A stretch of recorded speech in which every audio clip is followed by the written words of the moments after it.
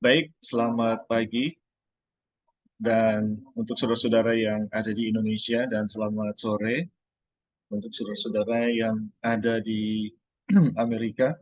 Hari ini tanggal 8 bulan Juli 2024, kita akan melanjutkan pembelajaran kita dalam buku Everlasting Covenant dengan judul Memakan Daging Kristus.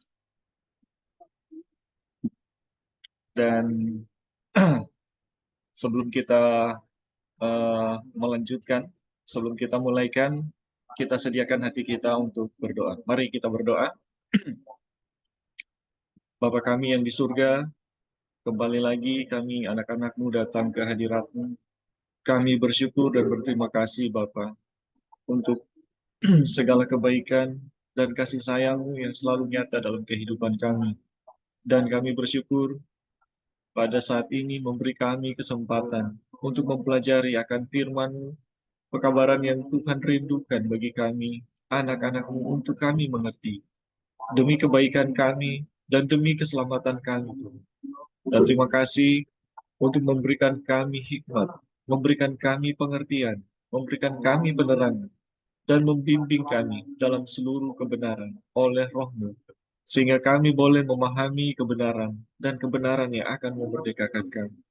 Terima kasih Tuhan, terima kasih untuk setiap berkat atau semua berkat yang Tuhan akan berikan bagi kami sepanjang Bible Study. Memberkati juga jaringan internet kami dimanapun kami berada. Biarlah dapat berlangsung dengan baik, sehingga pembelajaran kami dapat berlangsung dengan baik.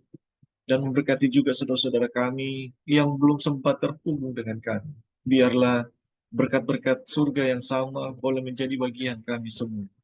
Terima kasih Tuhan, kami mau serahkan Bible study kami pada saat ini ke dalam tangan-Mu. Di dalam nama Yesus kami sudah berdoa. Amin.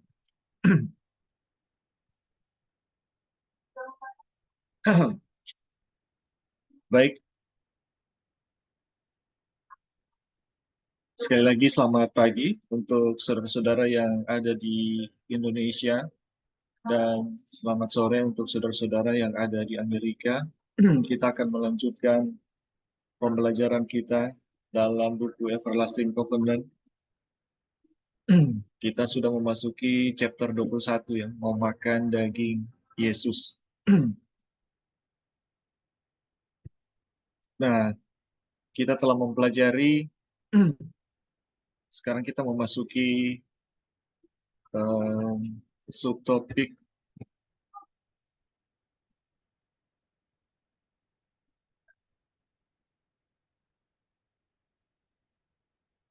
Kristus hadir dalam semua ciptaan. Tapi sebelum kita lanjut dalam subtopik yang baru, kita akan mengulangi sedikit apa yang kita pelajari pada Sabat kemarin. Jadi kita telah mempelajari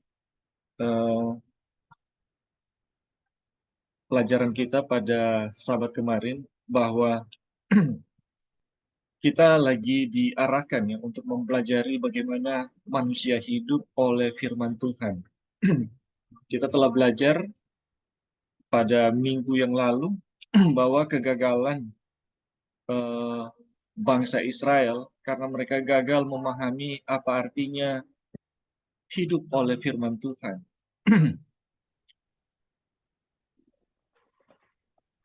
Penciptaan dunia ini terjadi karena firman Tuhan ya, karena firman Tuhan, dan semua keadaan yang indah diciptakan itu karena firman Tuhan. Semuanya harmoni karena firman Tuhan. Sangat sesuai dengan firman Tuhan. Tidak ada satupun yang diciptakan oleh Tuhan yang tidak harmoni. Semuanya indah ya, oleh karena firman Tuhan. Dan semuanya terjadi karena kuasa firman Tuhan. Dan eh, selama seluruh ciptaan itu hidup sesuai dengan firman Tuhan, maka keadaan itu akan selalu seperti itu ya, indah, sempurna, dan sangat mulia. Tetapi ketika manusia jatuh, itu disebabkan karena manusia tidak mengikuti firman Tuhan. Jadi sangat sederhana ya ceritanya. Ada kehidupan yang indah itu karena firman Tuhan dan hidup sesuai dengan firman Tuhan, dan ada kejatuhan manusia, ada sejarah yang bisa dibilang menyakitkan ya dari sejarah manusia itu sama karena tidak mengikuti firman Tuhan. Sejarah bangsa Israel pun sama. Kita lihat kegagalan bangsa Israel itu karena mengikuti firman Tuhan. Berhasilnya bangsa Israel di dalam rencana-rencana Tuhan itu karena mengikuti firman Tuhan. Jadi pelajaran kita di sini mau mengajarkan tentang bagaimana supaya kita ini hidup oleh firman Tuhan. Dan apa artinya hidup dari segala sesuatu yang difirmankan oleh Tuhan. Dan kemarin ya kita telah belajar bahwa akibat dari akibat dari melanggarnya manusia atau tidak percayanya manusia terhadap firman Tuhan, maka yang terjadi adalah eh, keadaan yang terkutuk ya, keadaan yang terkutuk. Dan kutukan itu diberikan oleh Tuhan itu bukan sewenang-wenang ya, tapi demi kebaikan manusia. Dan kita sudah pelajari ya, itu supaya manusia bisa merasakan dari mana, menyadari ya, dari mana dia jatuh sehingga merindukan kembali keadaan-keadaan yang sempurna atau yang indah yang pada mulanya diciptakan oleh firman Tuhan. Dan supaya manusia tidak lebih jauh lagi di dalam dosa-dosanya, maka Tuhan perlu memberikan kutukan. Dan akibat dari kutukan ini, itu manusia mengalami yang namanya degradasi dalam fisik maupun eh, pada apa ya moral manusia.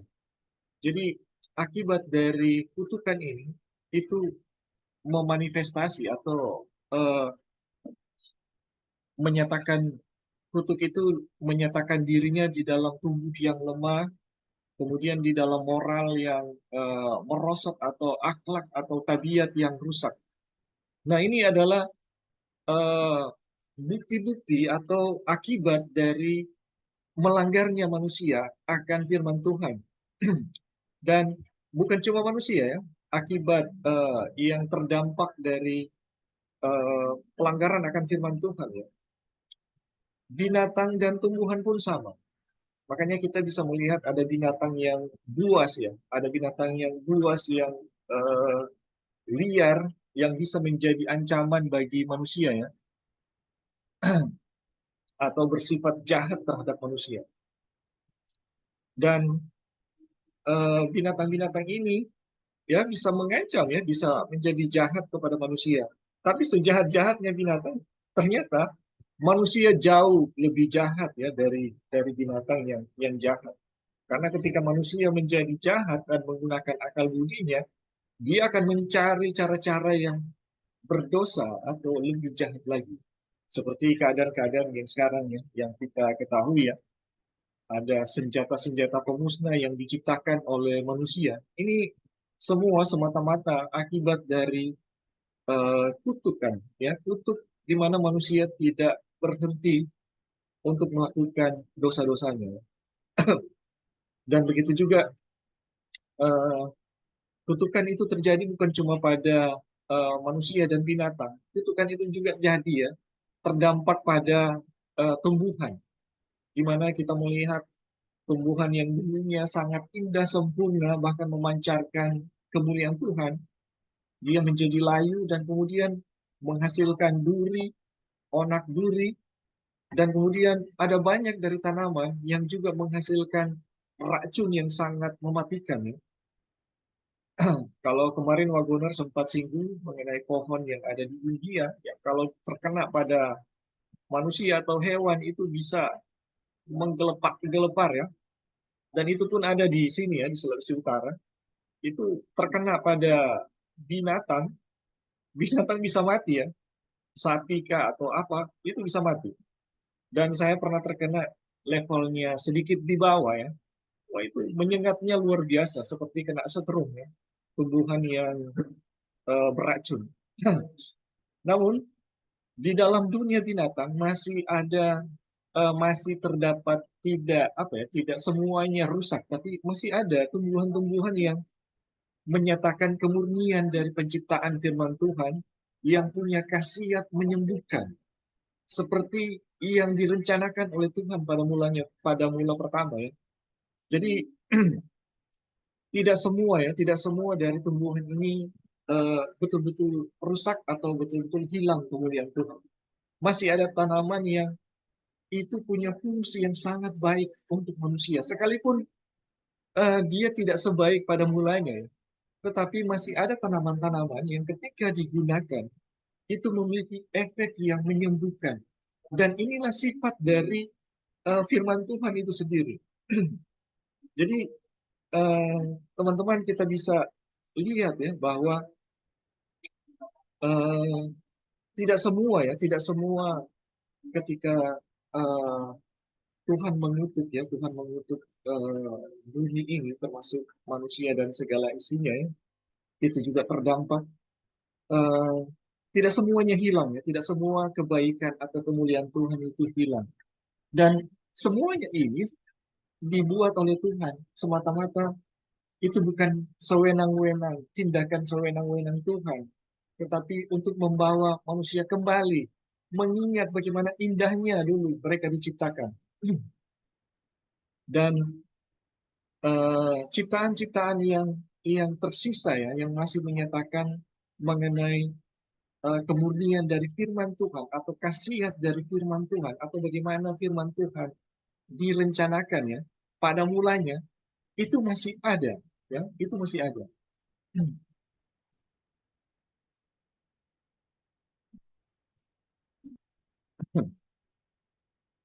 Dan yang terakhir kita belajar bahwa eh, semua ya, eh, semua ciptaan ya, semua ciptaan yang ada di dunia ini,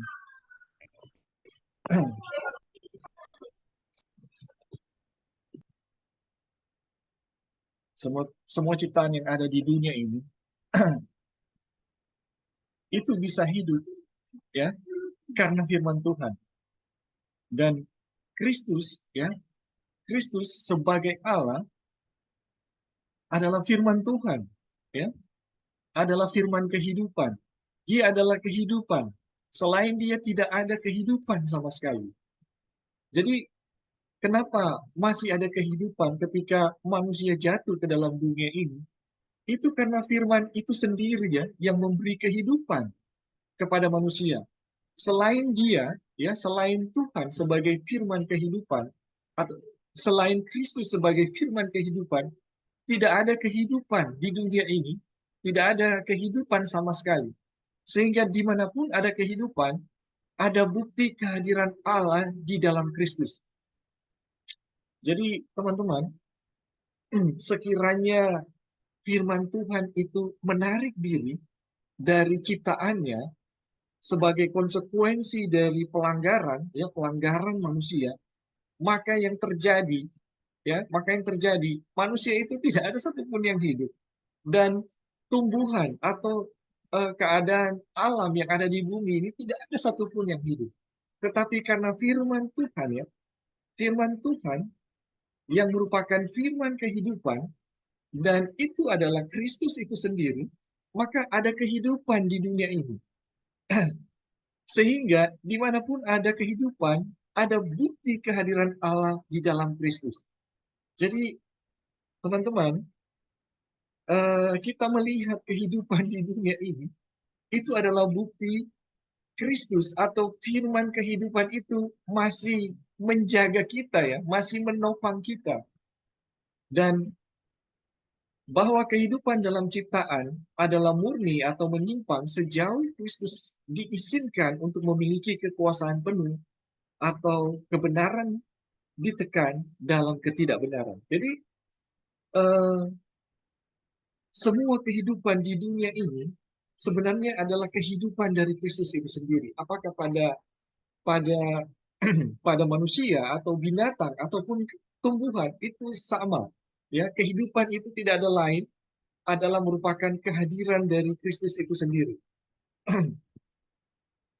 Tapi bukan Kristus, eh, ciptaan itu bukan Kristus ya. Tapi kehadiran dari Kristus itu sendiri.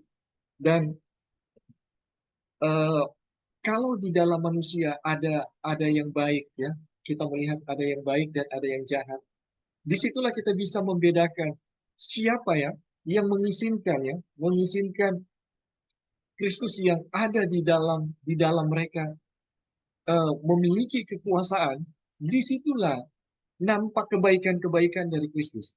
Tetapi di mana tidak diizinkan atau kebenaran itu ditekan ya, di situ tidak tampak. Malahan yang sebaliknya, maka manusia bisa jadi lebih jahat.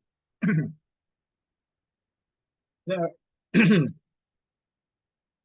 jadi itu yang kita pelajari pada eh, minggu kemarin ya.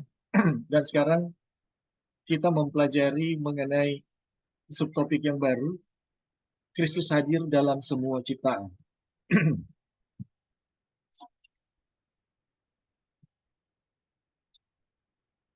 Jadi kita masuk sekarang ya pada subtopik atau subjudul yang baru, Kristus hadir dalam semua ciptaan. Kristus eh, adalah kuasa Allah. Dalam dialah berdiam secara jasmania seluruh kepenuhan kealahan. Tetapi kuasa dan keilahian Allah yang kekal terlihat. Tetapi kuasa dan keilahian Allah yang kekal terlihat dalam segala sesuatu yang diciptakan. Sehingga di sini sekali lagi kita dibawa kepada fakta kehadiran Kristus yang sesungguhnya dalam seluruh ciptaan. Jadi teman-teman, ini adalah salah satu fakta mengenai bahwa Yesus itu hadir dalam seluruh ciptaan. Karena apa? Kristus adalah kuasa Allah, dalam dia berdiam secara jasmani seluruh kepenuhan Allah. Tetapi kuasa Allah dan keilahian Allah yang kekal itu terlihat dalam segala sesuatu yang telah diciptakan. Sehingga di sini, sekali lagi, kita dibawa kepada fakta kehadiran Kristus yang sesungguhnya dalam seluruh ciptaan. Jadi, ketika kita melihat ya pada apa yang diciptakan Tuhan, apakah manusia, binatang, maupun tumbuhan, kita masih melihat ada kuasa dan keilahian yang masih nampak dalam seluruh ciptaannya. Dan disinilah bukti bahwa Yesus itu hadir. Kenapa? Karena Yesus itu adalah kuasa dan keilahian Tuhan. Jadi teman-teman, disinilah kita belajar ya, kita belajar mengenai Yesus itu masih menopang segala sesuatu dengan kehadirannya di dalam segala sesuatu, ya, termasuk manusia ya, termasuk apapun yang ada di dunia ini. Yesus masih bisa hadir. Dan teman-teman ini perlu dibedakan ya mengenai uh, Yesus atau Tuhan itu hadir dalam ciptaan dan Tuhan itu atau ciptaan itu adalah Tuhan ya. Ini ini adalah dua konsep yang tidak sama. Karena kita tahu bersama bahwa konsep ini ditiru, ditiru dan dipalsukan ya dengan satu konsep yang namanya pantheism. Jadi pantheism itu mengajarkan Tuhan juga ada di mana-mana ya. Dan eh, Tuhan itu ya ciptaan itu adalah Tuhan itu sendiri. Tapi di dalam pelajaran kita ya, ini sangat jelas ya yang Waguran ajarkan, itu adalah bentuk kehadiran Tuhan, bukan Tuhan itu sendiri. Makanya teman-teman, ketika eh, kehidupan ya, misalnya kehidupan ditarik dari satu tumbuhan, maka tumbuhan itu akan layu dan kembali menjadi debu. Begitu juga dengan manusia. Ketika kehidupan ditarik dari manusia, maka manusia itu akan mati ya, kembali menjadi debu. Dan kehidupan itu sendiri adalah Kristus itu sendiri. Karena tidak ada kehidupan ya di dunia ini selain Kristus itu sendiri. Jadi di mana kita melihat ada kehidupan, entah pada manusia ataupun ciptaan, entah pada binatang yang jahat atau tumbuhan yang jahat, atau pada manusia yang paling jahat sekalipun, kita bisa menemukan bahwa Kristus hadir di situ. Namun pertanyaannya, kalau Yesus hadir di situ, kenapa ada kejahatan dalam diri manusia? Kenapa ada kejahatan dalam dunia binatang ataupun tumbuhan ya? Teman-teman, sangat jelas ya di sini. Di mana Kristus diberi kebebasan ya di dalam ciptaan itu, maka akan nampak kebaikan. Tetapi di mana Yesus tidak diberi kebebasan, maka yang nampak adalah kejahatan gitu. Dan ini adalah efek-efek ya, efek-efek dari kejatuhan manusia yang pertama.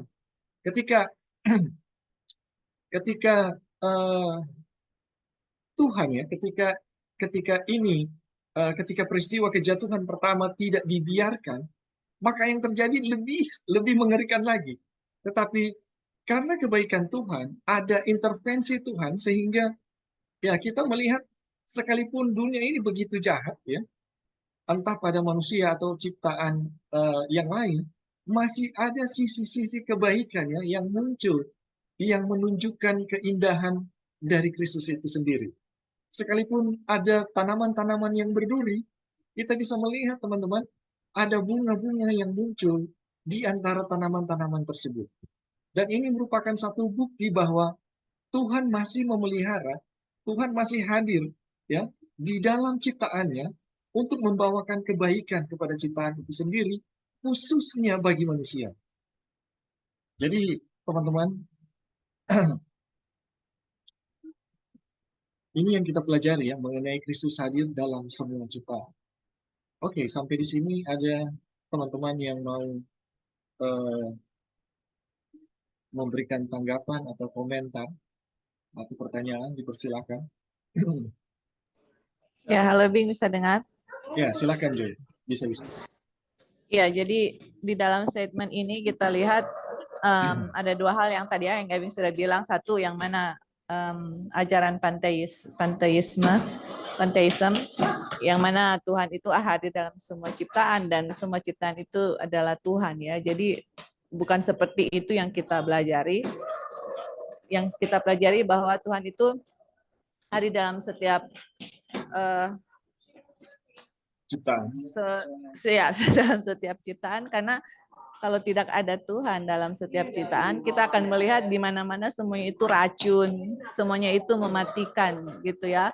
Karena kita lihat waktu tumbuh-tumbuhan pun kena kutukan yang kita sudah belajar kemarin, ada yang tumbuhan yang orang bisa kena mati, bisa sakit dan segala macam seperti itu. Jadi makanya kita bisa lihat bahwa kehadiran Tuhan dalam segala ciptaan bukan berarti bahwa segala ciptaan itu adalah Tuhan dan harus disembah. Dan kedua yang kita sudah pelajari bahwa pada waktu lalu juga kita sudah pelajari ya bahwa ada teman kita yang mengatakan bahwa kita itu berdosa dan sudah terpisah dengan Tuhan. Jadi di dalam pelajaran ini diajarkan bahwa walaupun dalam keadaan berdosa kita, Tuhan hadir di dalam semua ciptaan. Karena kalau Tuhan sudah mengundurkan diri dari ciptaannya, first of all, Tuhan itu kan sumber kehidupan. Kalau kita terpisah dengan Tuhan, kita pasti sudah mati gitu. Nggak akan ada lagi kehidupan. Itu bukti pertama. Bukti kedua, kalau Tuhan tidak ada dalam manusia berdosa, apakah ada kebaikan dari manusia gitu? Nggak ada kan sama sekali. Semuanya itu akan ada hanyalah kejahatan. Karena dari manusia apa yang baik gitu. Kita sudah belajar waktu lalu bahwa ketika manusia jatuh dalam dosa, dia punya pikiran, semua itu sudah selaras dengan setan. Nah, kalau Tuhan tidak ada dalam manusia, apakah ada kebaikan di situ? Nggak ada sama sekali ya. Jadi kita sudah belajar bahwa walaupun dalam keadaan berdosa kita, Tuhan itu tetap hadir dalam diri kita untuk dalam keadaan Roh Kudus ya, untuk menyadarkan kita akan dosa, segala keinginan untuk berbuat baik itu karena ada kehadiran Tuhan dalam diri manusia. Bukan Tuhan meninggalkan manusia dalam keberadaan berdosa. Kalau itu terjadi, kita sudah hilang kehidupan, tidak ada lagi kehidupan, dan kedua tidak akan ada kebaikan dalam manusia itu sendiri. Oke, thank you Bing. Ya, baik. Terima kasih Sister Joy untuk tambahannya. Jadi betul sekali ya teman-teman. Eh, Kemarin beberapa waktu yang lalu kita sempat mendiskusikan ya, satu doktrin bahwa eh, apakah manusia kalau berdosa Tuhan bisa hadir nggak dalam keberadaan manusia yang berdosa? Bukankah Tuhan itu kudus? Ya, Tuhan itu kudus dan eh, dia tidak bisa ya bersentuhan dengan dosa. Nah, teman-teman, ternyata di dalam pelajaran apa yang kita pelajari ya, dalam Kekabaran 1888, justru kekudusan manusia itu bisa jadi karena kehadiran dari Tuhan itu sendiri dalam pribadi Yesus Kristus.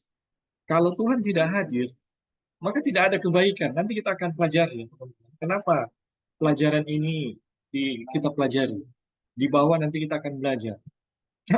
Jadi, eh, bagaimana mungkin manusia bisa memiliki kebaikan kalau Tuhan tidak ada di dalam keberadaannya? Itu sama sekali tidak mungkin, ya, sama sekali tidak mungkin.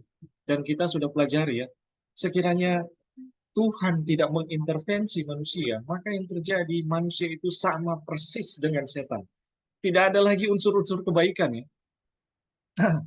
Tidak ada lagi unsur-unsur kebaikan di dalam diri manusia. Semuanya akan menjadi jahat, ya. Dan kita juga telah pelajari bahwa teori yang mengajarkan bahwa Yesus atau Tuhan tidak bisa hadir dalam diri manusia ternyata adalah dasar dari seluruh doktrin Katolik, ya. Karena manusia, Tuhan tidak bisa menyatu dengan manusia berdosa, itu berarti Yesus itu memiliki tubuh yang sama sekali tidak berdosa. Dan kalau Yesus tidak berdosa karena dia adalah Tuhan, karena Tuhan tidak mungkin menyatu dengan keberdosaan manusia, maka konsekuensi doktrin lanjutan adalah Maria pasti suci karena oknum yang melahirkannya tidak mungkin berdosa. Karena kalau manusia berdosa, pasti Yesus juga akan berdosa. Dan itu tidak mungkin ya, Yesus itu berdosa. Nah, karena Maria itu suci, jadi tidak mungkin Maria itu mati. Maria itu pasti bangkit. Bukan bangkit ya. Maria itu pasti sekarang telah berada di surga bersama-sama dengan kealahan. Jadi kalau Maria itu adalah bagian dari kealahan, kealahan itu bukan cuma 3 pribadi ternyata, ada 4. Dan selanjutnya ya, dan selanjutnya kekacauan doktrin ya dari gereja Katolik itu kita akan temukan dasarnya dari tidak bisanya hadir Tuhan di dalam keberdosaan manusia. Tetapi teman-teman, dalam pelajaran ini kita belajar bagaimana firman itu menjadi apa ya? Menjadi daging, menjadi manusia, bahkan dia hadir dalam seluruh ciptaannya, ya. Tapi bukan ciptaan itu adalah firman itu sendiri ya. Dia hadir menjadi ya. Oke, sampai di sini masih ada lagi yang mau menambahkan atau memberi komentar, dipersilakan. Satu lagi kita lupa. Oh ya, silakan. Jadi kalau misalnya Tuhan itu ya terpisah dengan manusia, terus manusia bisa menghasilkan kebaikan, itu sama dengan Lucifer ya, dia bilang saya mau menjadi sama dengan Tuhan, I wanna be like the Most High. Tuhan itu baik, kalau kita terpisah dengan Tuhan, kita bisa baik, kita mau menyamakan diri dengan Tuhan, karena Yesus bilang di Alkitab tidak ada yang baik selain Tuhan ya. Jadi bagaimana mungkin kita jatuh dalam dosa, dalam kita punya kondisi seperti itu, terus ada kebaikan, harus menurut 10 hukum dulu, suci dulu, baru Tuhan datang. Itu kan sama dengan, wah manusia itu baik gitu loh. Berarti kita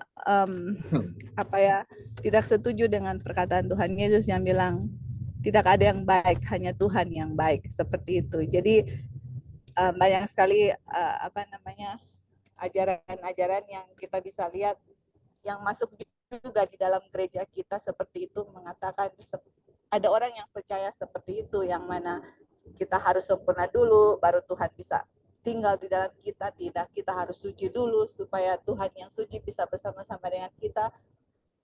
Jadi istilahnya kalau kita bisa suci dan baik baru Tuhan bisa tinggal, kita nggak perlu Tuhan, karena ngapain perlu Tuhan, saya bisa jadi suci sendiri kok tanpa Tuhan, seperti itu ya. Jadi ajaran seperti itu secara halus menyingkirkan Tuhan gitu loh. Tapi dalam pelajaran ini menyatakan bahwa kita nggak bisa buat apa-apa tanpa Tuhan. Kita punya natural kita punya kemanusiaan itu sangat jahat. Sudah jelas di dalam pelajaran ini menyatakan binatang pun buas, manusia jadi jahat, tumbuh-tumbuhan jadi beracun. Itu semua akibat dosa, nggak ada kebaikan di situ. Hanya ada kehadiran Tuhan lah yang bisa ada kebaikan muncul di situ karena ada Tuhan, seperti itu. Oke, Bing, itu aja yang mau ditambahkan. Iya, baik, terima kasih Joy. Jadi betul sekali ya teman-teman. Nah, ajaran yang seperti itu teman-teman bisa saksikan, ya, itu secara tidak langsung itu menyingkirkan Yesus sebagai juru selamat. Dan di dalam doktrin-doktrin mereka itu hampir tidak pernah mengajarkan bagaimana penebusan atau Yesus itu bisa menjadi kekuatan manusia yang membawa kepada kekudusan. Itu nggak pernah. Kita telah menghadiri eh, beberapa dari mereka, bahkan berhari-hari mengikutinya. Saya menemukan hampir tidak ada. Yesus itu cuma pemanis ya. Yesus itu cuma pemanis, tapi tidak pernah mengajarkan bagaimana dia bekerja dalam diri manusia yang bisa membawa manusia lepas dari dosa-dosanya. Itu nggak pernah ada. Oke, terima kasih Joy untuk tambahannya. Masih ada lagi yang lain?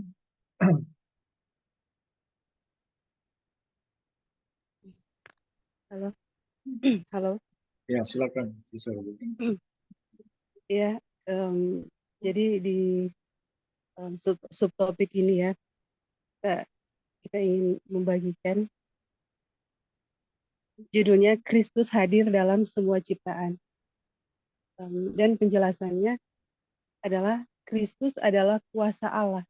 Jadi saudara-saudara, Kristus ini adalah kuasa Allah, dia hadir dalam semua ciptaan. Dalam dialah berdiam secara jasmania. Jadi secara jasmania ini kan secara daging ya, kemanusiaan. Di dalam kemanusiaannya Kristus berdiam seluruh kepenuhan kealahan. Jadi seluruh kepenuhan kealahan, kuasa Allah itu ada di dalam saudara-saudara dan saya, bahkan semua ciptaan. Jadi saudara-saudara, ini adalah kekuatan yang besar sekali ya untuk kita. Ini kabar baik, inilah kabar baik itu. Jadi seluruh kepenuhan kealahan kuasa Allah itu ada di dalam semua ciptaan, ada di dalam diri saudara-saudara dan saya. Dan kuasa ini yang kita sudah pelajari berulang-ulang waktu lalu, kuasa penciptaan, kuasa yang menciptakan seluruh langit dan bumi. Jadi kuasa yang dimana Tuhan berfirman itu langsung jadi, saudara-saudara. Dan kuasa Allah ini adalah kuasa yang membebaskan bangsa Israel dari penguasa yang waktu itu begitu berkuasa hebatnya, dan kuasa ini mampu mengeluarkan bangsa Israel dari Mesir. Kuasa ini mampu memimpin bangsa Israel melewati Laut Merah. Itu kan kuasa yang dahsyat ya, yang besar sekali. Dan kuasa yang membangkitkan Yesus dari kematian. Jadi semua kuasa ini ada di dalam diri kita semua, bahkan di dalam diri semua ciptaan. Jadi kuasa ini, saudara-saudara, kuasa ini bisa menciptakan hati yang keras menjadi lembut, hati yang jahat menjadi bertobat. Kuasa ini mampu memulihkan semua bekas-bekas dosa kita yang merusak fisik, mental, spiritual, mampu memulihkan keadaan kita yang berdosa, yang jahat, yang berpenyakit, yang sakit. Itu kuasa ini mampu memulihkan kita. Jadi teman-teman, saudara-saudara semua, ini kuasa ini yang yang sangat berkuasa ini, yang mempunyai kuasa di langit dan di bumi, ada di dalam diri kita ternyata, ada di dalam semua ciptaan. Kuasa ini yang mampu membuat dosa kita yang tak ulang-ulang, jadi nak tak ulang-ulang dia mampu, saudara-saudara, untuk bikin dosa kita tidak diulang lagi. Jadi ketika kita dibenarkan, kita tidak akan lagi berbuat dosa itu. Jadi ini kuasa yang luar biasa yang ternyata Tuhan sudah berikan kepada kita. Dan di sini dibilang ya, ini fakta, ini kenyataan, saudara-saudara. Jadi kenyataan ini kita mempercayai atau tidak mempercayai, memang kenyataannya seperti itu. Tetapi kalau kita mempercayai kenyataan ini, kuasa ini akan bekerja tidak terbatas di dalam diri kita. Jadi saudara-saudara, kalau kita tidak mempercayai ini, tentu kuasa ini tidak bisa bekerja. Jadi kita harus mempercayai dengan iman kuasa ini, dan kuasa ini akan bekerja dengan tidak terbatas di dalam diri kita. Dan inilah kabar baik, dan inilah Injil, saudara-saudara, Injil yang harus kita tahu, kita mengerti, dan kita berikan kepada dunia. Dan puji Tuhan, sekarang ini dan pelajaran ini kita sedang mempelajari Injil itu. Ini adalah suatu berkat yang luar biasa buat kita. Kita sedang mempelajari Injil yang memang kita harus tahu Injil ini, kita harus mengerti, dan kita harus kabarkan ke seluruh dunia. Jadi puji Tuhan ya, kita akan mengikuti terus pelajaran ini. Dan saudara-saudara, ini Injil ini adalah kabar baik yang akan mengubahkan kita, itu pasti. Kita harus mempercayainya dengan iman. Baik, itu saja, terima kasih. Ya, baik. Terima kasih untuk tambahan dari Sister Devi. Jadi sebenarnya tujuan dari penulisan Wagoner ini mau menjelaskan mengenai fakta itu ya, fakta yang barusan dijelaskan oleh Sister Devi ya. Jadi pada mulanya di awal-awal ya, bukan pada mulanya, di awal-awal Wagoner menyinggung mengenai firman Tuhan itu adalah sumber kehidupan, dan bagaimana Wagoner menyinggung ketika firman Tuhan itu menciptakan ya, Tuhan berfirman, jadilah pohon-pohon, jadilah rumput-rumputan untuk memenuhi bumi, dan firman Tuhan mengatakan, dan ketika Tuhan berfirman semuanya jadi ya. Jadi bagaimana firman itu berkuasa menciptakan segala sesuatu ya, langit, bumi, laut, dan segala isinya. Ternyata firman yang sama itu telah menjadi manusia. Teman-teman, firman yang sama itu bukan cuma menjadi Yesus ya, tetapi menjadi yang membuat kita ada, teman-teman. Firman yang sama itu berdiam di dalam diri kita. Nah, ini pelajarannya ada di sini ya. Kita mundur sedikit.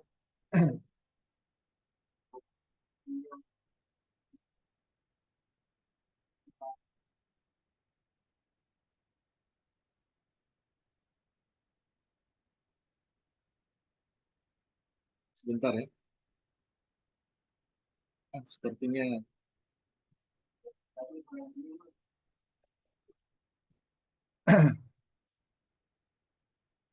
di mana itu ya?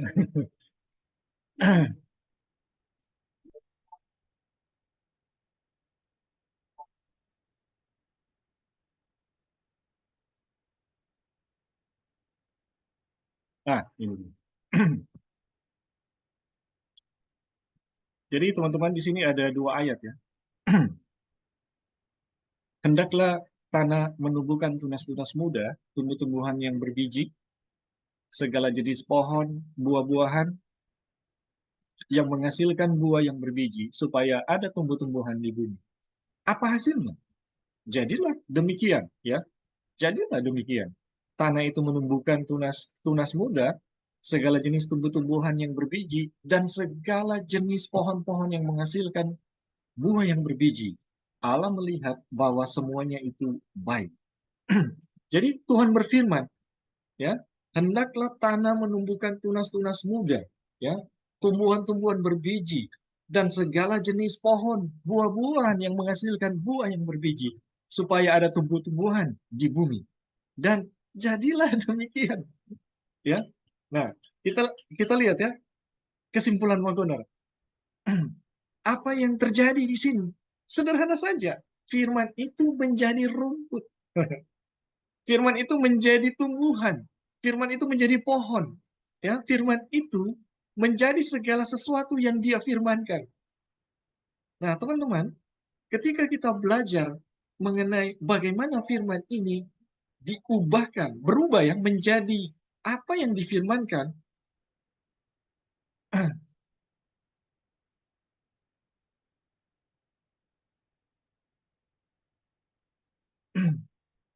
jadi kita sebenarnya mau mempelajari bagaimana eh, firman itu menjadi manusia, teman-teman. Kita kembali ke yang tadi ya. Nah, itu kita akan pelajari lebih lanjut, tapi kita balik lagi ke yang tadi. Jadi, firman itu ya yang membuat kita itu semua bisa ada. Jadi, teman-teman, sebenarnya kita ini adalah manifestasi dari firman itu sendiri. Dan ini kita perlu sadari, ya. Apa artinya manusia itu hidup bukan dari roti saja, tapi dari setiap firman yang keluar dari mulut Allah, itu bukan cuma sekedar mau mengajarkan kita akan hidup karena kita baca Alkitab atau mendengarkan Alkitab ya teman-teman, atau orang-orang yang membacakan Alkitab. Tidak. Ternyata manusia hidup bukan dari roti saja, tapi dari setiap firman yang keluar dari mulut Allah, itu mau mengajarkan kepada kita, kalau kita baca ya buku ini, kita pun ya merupakan manifestasi atau wujud dari penciptaan firman Tuhan. Tanpa firman Tuhan kita nggak ada, teman-teman. Seperti Tuhan berfirman ya kepada tumbuh-tumbuhan. Ketika tumbuh-tumbuhan itu Tuhan berfirman, hendaklah tanah menumbuhkan rumput, tumbuh-tumbuhan, dan pohon-pohon. Dan jadilah demikian. Nah, itu merupakan kesimpulan Wagoner, itu merupakan firman yang menjadi tanaman. Ya, demikian juga teman-teman dengan kita manusia. Kita ini adalah wujud dari firman itu sendiri gitu. Kita bisa ada karena firman.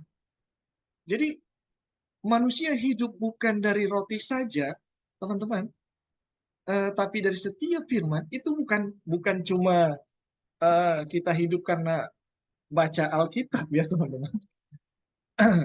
Tetapi memang keberadaan kita bisa ada, kita bisa hidup, kita bisa bergerak, itu karena firman, teman-teman.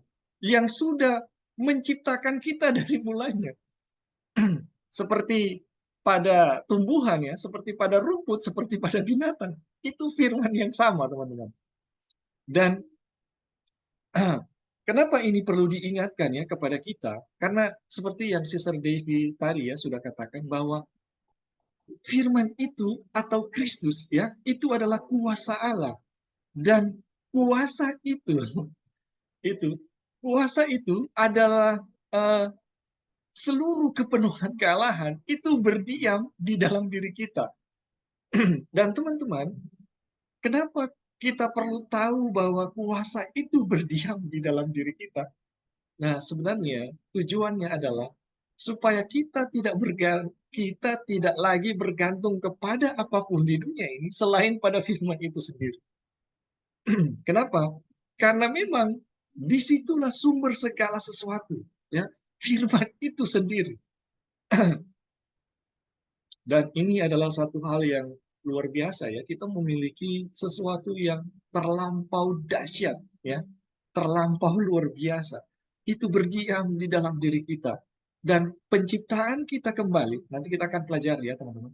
Penciptaan kita kembali itu sangat bergantung ya bagaimana kita diubahkan dari keberadaan orang berdosa menjadi orang benar, bagaimana kita rusak karena dosa menjadi orang yang dikuduskan, itu sangat bergantung pada firman yang berdiam di dalam diri kita. Aduh, ini luar biasa. Oke, sampai di sini masih ada lagi teman-teman yang mau menambahkan sebelum kita lanjut? Bing boleh tambahkan, Bing. Oke, silakan. Brother Ron. Jadi orang ini kan Bible study, jadi ada berbagai macam pendapat mungkin atau masukan. Jadi kalau salah bisa dikoreksi juga. Ya, silakan. Jadi kuasa Allah itu terlihat dalam semua ciptaannya. Seperti Mazmur bilang, cakrawala menceritakan kemuliaannya dan lain-lain. Jadi apa yang Tuhan ciptakan itu kadang-kadang dalam otak cerdas manusia pun tidak bisa memahami, menjelaskan sepenuhnya tentang ciptaan Tuhan itu loh. Iya. Jadi kuasa Allah itu tidak terbatas dan jadi susah dipahami. Seperti orang melihat matahari itu indah sekali, bagus, menyenangkan. Tapi dengan teknologi manusia kalau kita dekat dengan matahari juga bisa mematikan gitu. Tapi kalau orang sudah belajar lalu tentang ada tanaman-tanaman yang mematikan dan lain-lain, mungkin orang manusia dalam pemikiran yang tidak terbatas, mungkin itu ada manfaat untuk hal yang lain gitu. Tapi itulah kuasa Tuhan yang orang tidak mampu pahami, tapi yang orang tahu bahwa Allah itu kasih. Dan dari kasihnya itu nyata dalam semua dia punya karya ciptaan yang ada. Dan sehingga di Roma 1 ayat 20 itu dia bilang, dengan melihat semua ciptaan, manusia itu tidak bisa berdalih, tidak bisa berbuat apa-apa. Artinya manusia itu seperti tidak ada daya apa-apa melihat kekuatan Allah dalam penciptaan. Sehingga orang juga bisa menyadari bahwa dalam karya Allah itu, bahwa Yesus itu adalah hidup. Kita bersyukur kita mempunyai iman pada Yesus yang adalah hidup, dan kita bergantung pada kehidupan itu sendiri. Dari firman yang adalah kehidupan itu adalah Yesus sendiri. Jadi apalagi yang kita mau ragukan dan kita harus bimbang tentang hal-hal ini. Jadi mungkin dalam pelajaran ini kita mau menyadari bahwa Tuhan yang dahsyat, yang punya kekuatan, yang kuasa yang luar biasa itu, kita ada di dalamnya. Jadi kita tidak ada hal-hal yang perlu kita takutkan, hanya dengan iman kita bersandar pada sumber kehidupan itu sendiri yang tidak lain adalah Yesus sendiri. Itu aja Bing kita bahas bersama. Iya, terima kasih Brother Ronald. Jadi benar ya, ini sebenarnya mau mengingatkan kita tentang ada kita manusia punya pegangan gitu, punya sandaran ya, punya sesuatu yang untuk diharapkan. Dan itu tidak jauh dari kita, teman-teman. Itu begitu dekat. Nah, mungkin salah satu yang bisa membantu menjelaskan mengenai hal ini, kalau teman-teman masih ingat ya cerita murid-murid berlayar di danau ya bersama-sama dengan Yesus, dan Yesus tertidur di tengah-tengah mereka ya. Nah, kemudian kita persingkat ceritanya. Kemudian badai menghajar perahu ini, dan murid-murid ini ada berapa waktu bergumul ya dengan keadaan alam, dan sampai mereka semuanya rasanya sudah mau binasa, baru mereka menyadari, ternyata Yesus itu ada di tengah-tengah mereka gitu. Ya, ya. Yesus itu ada di tengah-tengah mereka yang merupakan pencipta segala sesuatu, langit, bumi, laut, dan segala isinya, dan termasuk ombak, angin, ya, dan badai itu sendiri, itu ada di tengah-tengah mereka. Nah, ini mau menceritakan ya, teman-teman, kepada kita bahwa kadang kita melakukan hal yang sama gitu, seperti murid-murid. Ketika kita berusaha berjuang susah payah menghadapi kehidupan, ya, badai kehidupan kita baru sadar, ternyata Tuhan itu sangat dekat dengan kita. Pertolongan yang bisa menolong kita itu nggak jauh dari kita. Dan Rasul Paulus ya mengingatkan di dalam 2 Korintus 5, kalau kita tidak menyadari bahwa Yesus itu diam di dalam diri kita, ya, sebagai sumber kekuatan, kita tidak akan pernah tahan uji, teman-teman. Itu bisa baca di 2 Korintus 13 ayat 5 ya. Jadi ini menarik sekali ya sebenarnya pelajaran ini. Sangat-sangat menguatkan kalau ini direnungkan ya teman-teman. Mudah-mudahan teman-teman punya materinya dan renungkan kembali. Oke, apa masih ada lagi sebelum kita lanjut? Kalau sedikit ya, yang tambahan yang tadi dibilang oleh Brother Ronald tentang cakrawala, betul sekali ya. Jadi cakrawala itu menyatakan tentang kuasa Allah. Jadi kuasa Allah ini kan hadir di dalam semua ciptaan. Dan pada akhirnya tidak ada manusia yang akan mengatakan dia tidak mengenal Allah, karena seluruh ciptaan Tuhan menyatakan kuasa Allah, kemuliaan Allah. Jadi itu sih maksudnya, pada akhirnya ketika manusia dihakimi, tidak ada yang akan berdalih bahwa dia tidak mengenal Allah, karena Tuhan ternyata memang menunjukkan kuasanya di dalam semua ciptaan. Begitu aja, terima kasih.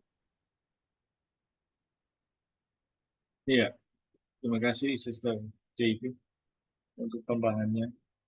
Jadi betul sekali ya, karena semua orang bisa melihat alam, keindahan alam, kemuliaan alam. Tidak ada yang bisa eh, apa ya mengatakan, oh saya tidak mengenal siapa Tuhan. Jadi tidak ada dalih ya. Semua orang pasti akan mengetahui tentang kuasa Tuhan, dan kuasa ini itu bekerja ya, bekerja sebenarnya sangat aktif di dalam diri setiap orang. Cuma memang dusta-dusta setan ini begitu bekerja juga ya untuk menahan ya. Makanya dibutuhkan orang-orang yang menyadari keberadaan Tuhan ini, yang menyadari hakikat Tuhan dalam dalam penyataan Injil, untuk memberitakan Injil kepada orang-orang yang eh, ditutupi ya oleh kegelapan-kegelapan dari doktrin-doktrin yang palsu ya tentang Tuhan. Dan salah satu yang beredar ya di gereja kita yang banyak sekali, itu salah satu bahwa Tuhan tidak mungkin hadir ya, berdiam dalam diri orang-orang berdosa. Itu salah satu ya. Dan banyak sekali yang percaya dengan hal itu. Oke, teman-teman, apa sudah tidak ada lagi? Kita akan masuk ke subtopik yang baru. Ini masih sama ya. Kristus hadir dalam manusia. Hal ini berlaku untuk manusia dan juga tanaman. Jadi bukan cuma apa ya manusia, teman-teman. Karena manusia juga merupakan salah satu dari segala sesuatu yang diciptakan. Jadi hal ini berlaku untuk manusia dan juga tanaman. Karena manusia juga merupakan salah satu dari segala sesuatu yang diciptakan. Ini yang tadi sempat saya singgung ya, bagaimana firman itu menjadi rumput ya, seperti yang disinggung Wagoner di atas. Bagaimana firman itu menjadi rumput. Nah sekarang firman itu menjadi manusia. Ya, Kristus hadir dalam manusia. Hal ini berlaku untuk manusia juga tanaman, karena manusia juga merupakan salah satu dari segala sesuatu yang diciptakan. Dan hal ini juga berlaku bagi setiap orang. Dalam sebuah nasihat kepada orang-orang Yahudi untuk mentaati perintah-perintah yang menunjukkan bahwa mereka belum melakukannya, Musa berkata, firman ini sangat dekat kepadamu, yakni di dalam mulutmu dan di dalam hatimu, untuk dilakukan. Dan dalam mengutip ayat ini, dalam Roma 10 ayat 6-8, Roh Kudus, karena Kristus adalah firman, mengganti nama yang satu dengan nama yang lain. Jadi yang satu firman, yang satu Kristus ya. Mengganti nama yang satu dengan nama yang lain. Dengan jelas mengatakan kepada kita bahwa Kristus ada di dalam diri kita semua. Agar kita dapat melayani Tuhan. Ya. Jadi teman-teman, dua ayat ini dalam Ulangan 30 ayat 14 dan Roma 10 ayat 6-8 mau menyatakan Kristus yang adalah firman itu berdiam ya, ada di dalam diri semua agar kita dapat melayani Tuhan. Inilah tujuannya, teman-teman. Ya. Bagaimana? Kenapa Yesus harus hadir di dalam diri manusia, di dalam semua manusia yang diciptakan, agar kita dapat melayani Tuhan. Kebenaran ini juga dinyatakan dalam pernyataan bahwa firman itu telah menjadi manusia. Ini yang sudah saya singgung sebelumnya ya. Bahwa bukan cuma rumput di mana atau cuma tumbuhan di mana firman itu menjadi tumbuhan ya, tetapi manusia pun sama, teman-teman. Bagaimana firman yang dahsyat yang menciptakan, ketika Tuhan menciptakan tumbuh-tumbuhan, Tuhan berfirman, jadilah tumbuhan, dan tumbuhan itu jadi, padahal tidak ada benih yang ditanam. Nah, Wagoner mengatakan benih satu-satunya adalah firman Tuhan. Jadi, kesimpulannya adalah firman itu telah menjadi tumbuh-tumbuhan. Dan teman-teman, untuk manusia pun sama, firman itu telah menjadi manusia. Karena kalau bukan firman Tuhan, tidak ada satupun manusia yang bisa hidup. Atau Adam itu punya bentuk ya, nggak ada teman-teman. Setiap orang hidup hanya oleh firman, oleh Kristus. Ya, jadi setiap orang hidup itu hanya oleh firman dan hanya oleh Kristus. Tidak ada satupun manusia di bumi ini bisa hidup di luar firman Tuhan atau di luar Kristus.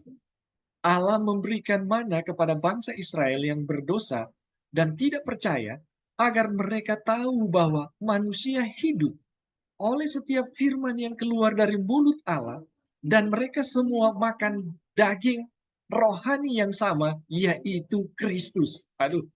Jadi teman-teman, setiap orang itu hidup hanya oleh firman dan hanya oleh Kristus. Itu sangat jelas ya. Jelas diajarkan kepada melalui cerita bangsa Israel di mana Tuhan memberi mana kepada mereka. Mana itu ya, mana itu adalah pemberian mana itu tujuannya supaya manusia bisa tahu bahwa setiap orang tidak hidup dari roti saja, tetapi dari setiap firman yang keluar dari mulut Allah, dan itu sama dengan setiap orang ya hidup dari Kristus itu sendiri. Ini luar biasa. Ini adalah dua hal yang sama yang mau mengajarkan kepada kita ya teman-teman, bahwa penciptaan firman Tuhan ya, segala sesuatu di alam ini, segala sesuatu di dunia ini, bumi, laut, dan segala isinya, termasuk manusia, itu merupakan manifestasi dari firman Tuhan.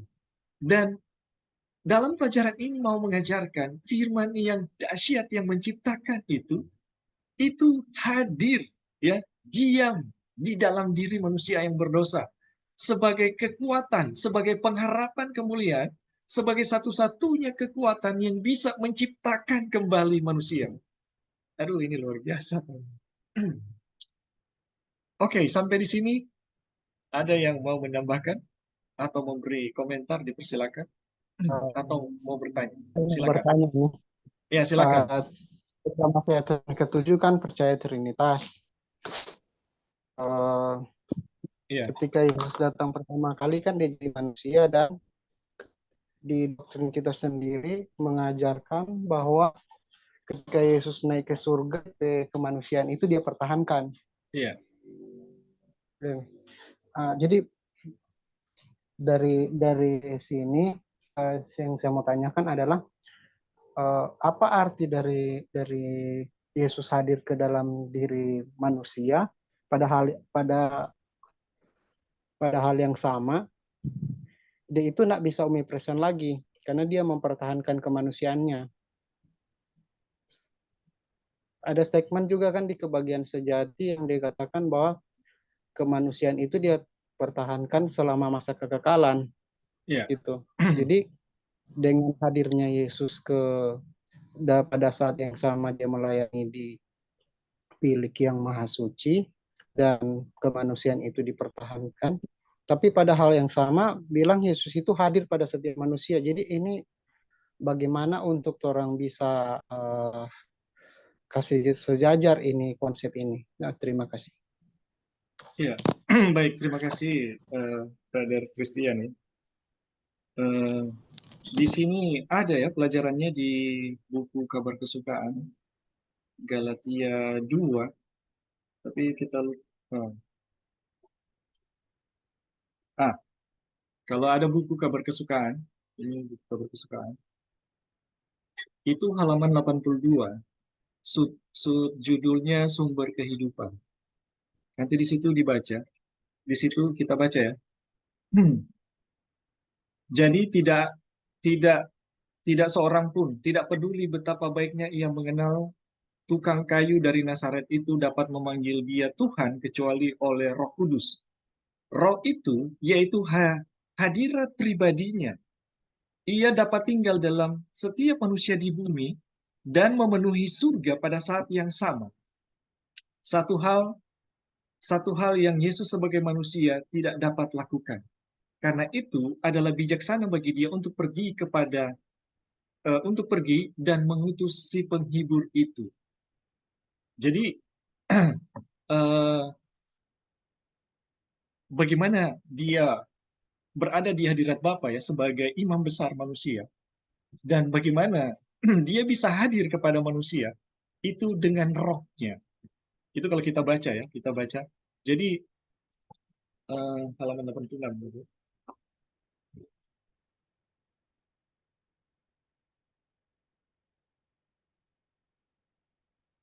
Halaman 82 buku kabar kesukaan. Jadi oleh roh itu, yaitu hadirat pribadinya, ia dapat tinggal dalam setiap manusia di bumi dan memenuhi surga pada saat yang sama. Ya, satu hal yang Yesus sebagai manusia tidak dapat lakukan. Jadi sementara dia menjadi perantara manusia, berdiri di hadirat Bapa sebagai imam besar untuk melayani kepentingan manusia, rohnya ya pada saat yang sama memenuhi seluruh manusia yang ada di bumi. Dan itu adalah dua hal yang sama ya. Kita tidak bisa mengatakan itu adalah hal yang berbeda. Nah, di dalam konsep ya kemanusiaan Kristus, bagaimana Yesus mengambil daging manusia, ya, di situ kita belajar bagaimana Roh Kudus bisa tinggal dalam daging manusia. Jadi kalau Tuhan bisa tinggal dalam daging manusia yang berdosa, itu pun kita bisa datang pada kesimpulan bahwa Roh Kudus yang sangat kudus itu pun bisa tinggal dalam daging manusia yang berdosa. Dan kalau Yesus bisa Yesus yang adalah Tuhan ya, bisa bersama-sama tetap berada di dalam dagingnya pada saat Getsemani sampai salib, itu adalah saat di mana dia menanggung seluruh dosa manusia. Artinya, dia itu telah dijadikan dosa menjadi penjahat yang sangat luar biasa ya di semesta alam ini. Tetapi dia masih dalam keadaan sebagai Allah waktu itu. Jadi ketika Yesus, ini kata-kata Nyonya White ya, ketika Yesus mengambil kemanusiaan, Yesus tidak menjadi sesuatu yang lain ya. Ketika Yesus menjadi manusia, Yesus tidak menjadi sesuatu yang lain, tetapi dia membungkus keilahiannya dengan kemanusiaan. Dia kealahannya itu tidak hilang waktu itu ya. Dia masih Allah dan dia juga menjadi manusia. Nah, ini satu hal yang misteri ya. Tetapi dari misteri keilahian itu kita belajar bahwa di dalam keadaan manusia yang paling berdosa, Tuhan yang maha mulia, maha tinggi, maha kudus, di mana berdiam dalam terang yang tidak dapat dihampiri, teman-teman, itu masih bisa dekat dengan daging manusia yang berdosa. Dan bahkan ketika dijadikan manusia yang paling jahat di dunia ini, itu masih bisa menyatu. Ya. Yesus, kealahannya tidak hilang, teman-teman. Kealahannya tidak hilang. Dan justru ya, di dalam kemanusiaan Yesus, dari Getsemani sampai salib, kita melihat kemuliaan kekal yang dilihat oleh para malaikat, yang dimiliki oleh Kristus di surga, tidak sebanding dengan kemuliaan yang dinyatakan dalam kemanusiaannya, teman-teman. Tidak sebanding dengan kemuliaan yang Yesus nyatakan ketika dia kenakan kemanusiaan. Dari Getsemani sampai salib, bagaimana keadaan kealahan yang sangat mulia masih bisa mengenakan keberdosaan yang paling jahat. Ya, ini adalah kemuliaan yang tidak terselami oleh para malaikat. Sampai semua mereka itu melepaskan mahkota. Dan, wah ini luar biasa. Bagaimana kemuliaan Kristus yang dinyatakan di salib, itu merupakan kemuliaan kekal yang kita nggak akan pernah bisa selami sampai kekekalan. Jadi teman-teman, pelajaran mengenai bagaimana Kristus menjadi manusia, itu memastikan bahwa Roh Kudus yang merupakan pribadi kealahan, bagian dari kealahan itu sendiri, itu bisa berdiam di dalam diri kita, dalam keadaan kita yang paling berdosa bagaimanapun. Jadi, di dalam kemanusiaan Kristus itu, Tuhan mau pastikan manusia yang paling berdosa yang bisa dibilang telah jatuh ke dalam paling dalam, itu masih punya pengharapan untuk diselamatkan, Tuhan masih bisa merangkulnya ya, dengan bukti nafas yang ada di dalam diri mereka, yaitu kehidupan yang ada di dalam diri mereka, itu adalah bukti dari kehadiran Kristus dalam pribadi Roh Kudus ada di dalam diri mereka. Dan ini adalah satu pengharapan luar biasa bagi setiap orang yang berdosa. Mungkin itu yang saya bisa bagikan kepada Brother Christian ya, Remonder. Mungkin ada teman-teman yang lain yang mau menambahkan, dipersilakan.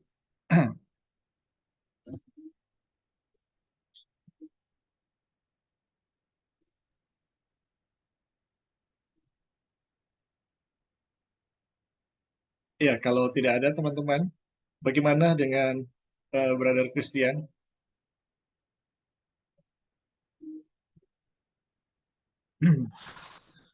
Thank you, Sir. Ya, puji Tuhan. Jadi, itu pertanyaan dari Brother Christian Remonder. Sangat baik ya. Dan itu jawabannya ada di buku Keberkesukaan halaman 82 ya. Ya. Oke. Sampai di sini teman-teman, apa masih ada tambahan?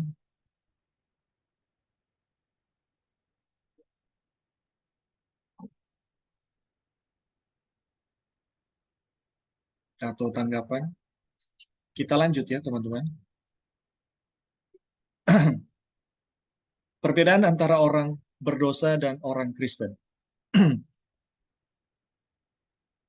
Pertanyaan yang akan muncul secara alamiah adalah, lalu apa bedanya orang berdosa dengan orang Kristen jika Kristus ada di dalam diri semua orang? Nah, ini argumentasi yang sering diberikan ya. Kalau Yesus hadir, kita sudah nggak ada bedanya gitu dengan yang lain gitu. Nah, sekarang lalu apa bedanya orang Kristen dengan orang berdosa jika Kristus ada di dalam semua orang? Ini adalah pertanyaan yang sangat relevan ya dan mudah dijawab. Perbedaannya hanyalah satu, yaitu iman ya. Kenapa? Karena orang benar akan hidup oleh iman. Dan teman-teman, apa yang saya baca ya, saya baca saat saya membaca ayat ini dalam eksposisi Wagoner ya, mengenai manusia hidup dari firman ya, manusia hidup tidak semata-mata dari roti tapi dari setiap firman. Ketika saya membaca ayat ini saya semacam tercerahkan ya. Waduh, ini saya baru mengerti ini ayat ini ya. Orang benar akan hidup oleh iman. Jadi orang benar akan sadar bahwa dia hidup karena firman yang menciptakan, ya, karena firman itu sendiri atau karena Kristus yang hadir di dalam dirinya, karena firman yang dia dengar, ya, dan karena firman yang hadir aktif menciptakan, diam di dalam dirinya.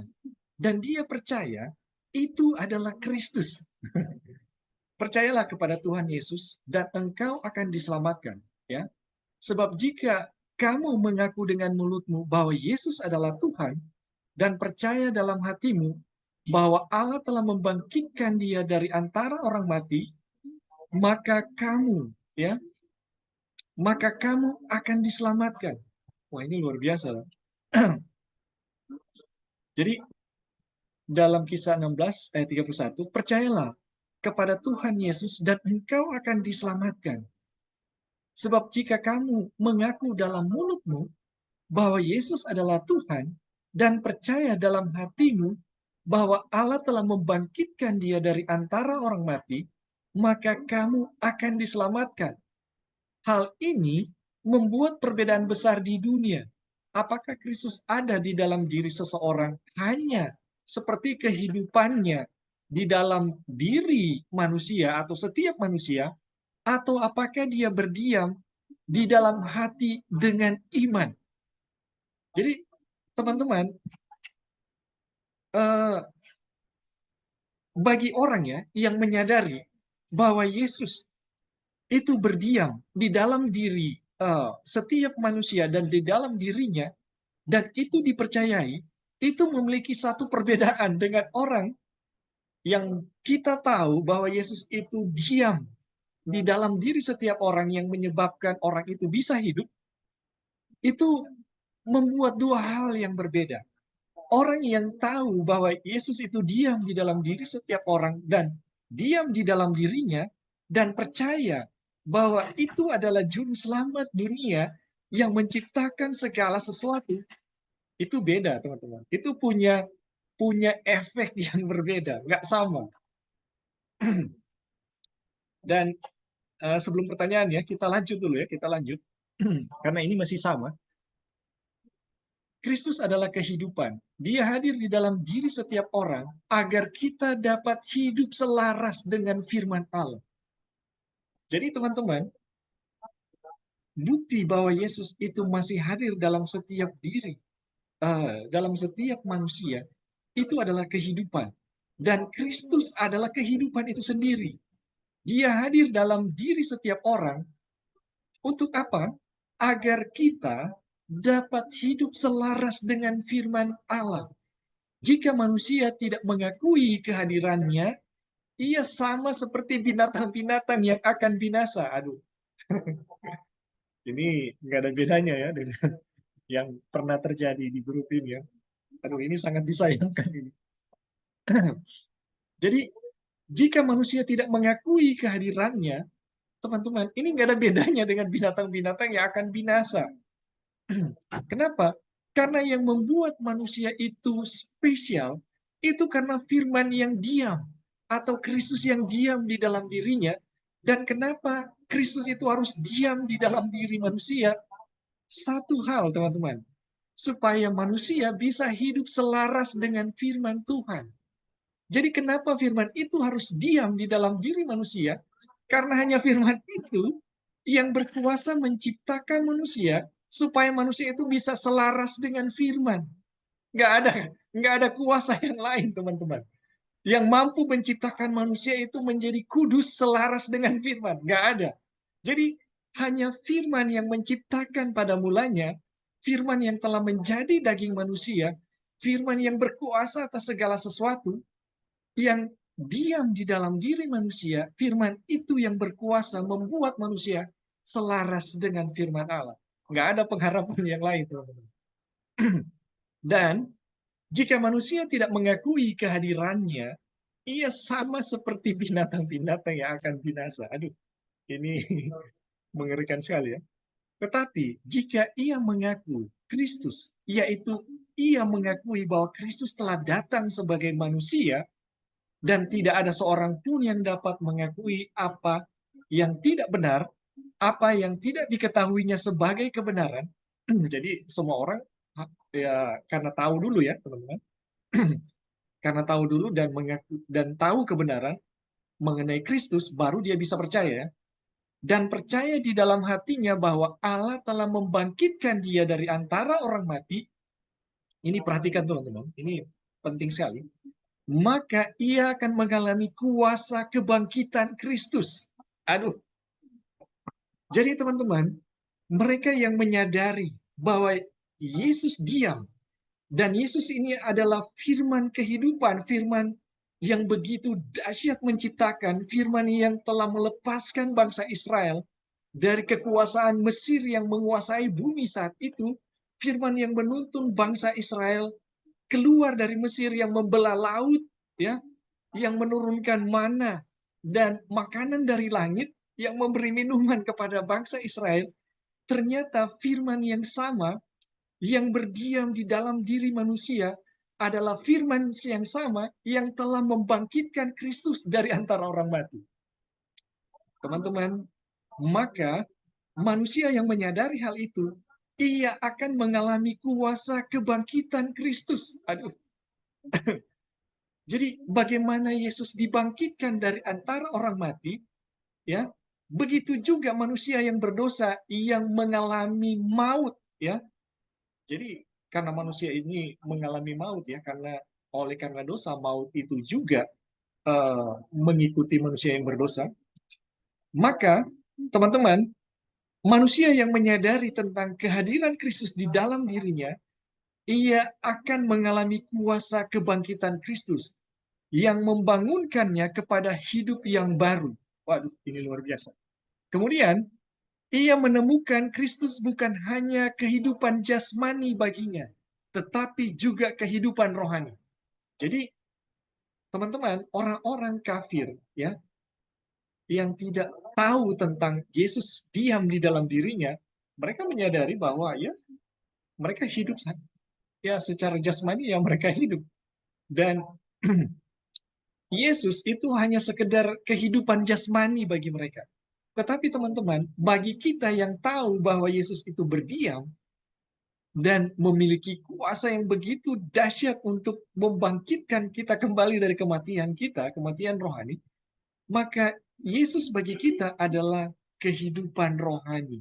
Ketika dia ketika dia membangkitkan kembali kita dari kematian kita, atau memberi kehidupan yang baru, membangunkan kehidupan yang baru, maka Yesus bagi kita adalah kehidupan yang rohani. Ia benar-benar berpindah dari kematian kepada kehidupan. Jadi teman-teman, ketika kita mengalami perubahan ini, ya, kita benar-benar berpindah dari kematian pada kehidupan dan mengetahui kuasa kehidupan yang tidak berkesudahan yang bekerja di dalam dirinya. Aduh, ini luar biasa. Jadi teman-teman, ada satu hal yang begitu luar biasa, ya. Ada satu kuasa yang begitu luar biasa ketika kita menyadari bahwa Yesus itu berdiam di dalam diri kita. Jadi kita akan dibuat baru, ya, kita akan dibuat menjadi rohani, kita akan berpindah dari kematian pada kehidupan, dan kita akan mengetahui kuasa kehidupan yang tidak berkesudahan yang bekerja di dalam diri kita masing-masing. Dan ini luar biasa, teman-teman. Dan menurut saya, inilah rahasia dari hujan akhir, ya. Selama ia berpegang teguh pada pengakuan imannya, di dalam dia sesungguhnya kasih Allah telah disempurnakan. Teman-teman, orang yang mengalami hal ini, ya, akan mengalami yang namanya kasih Tuhan, akan punya kekuatan untuk mengasihi. Karena manusia secara alami tidak bisa mengasihi, ya. Dan jangan harap manusia secara alami kita bilang kamu harus mengasihi seperti Yesus mengasihi, tetapi tidak pernah mengalami hal seperti ini.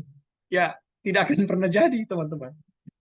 Jadi, ketika manusia mengalami satu kebangkitan, berpindah dari maut kepada kehidupan, dirinya diperbaharui, ya, barulah manusia seperti itu punya kekuatan untuk mengasihi.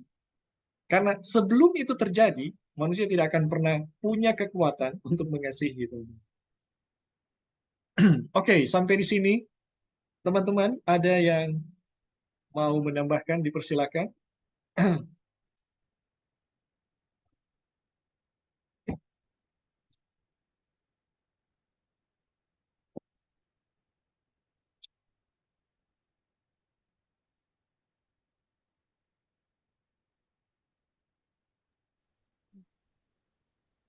Ya, Halo, silakan. Iya, halo.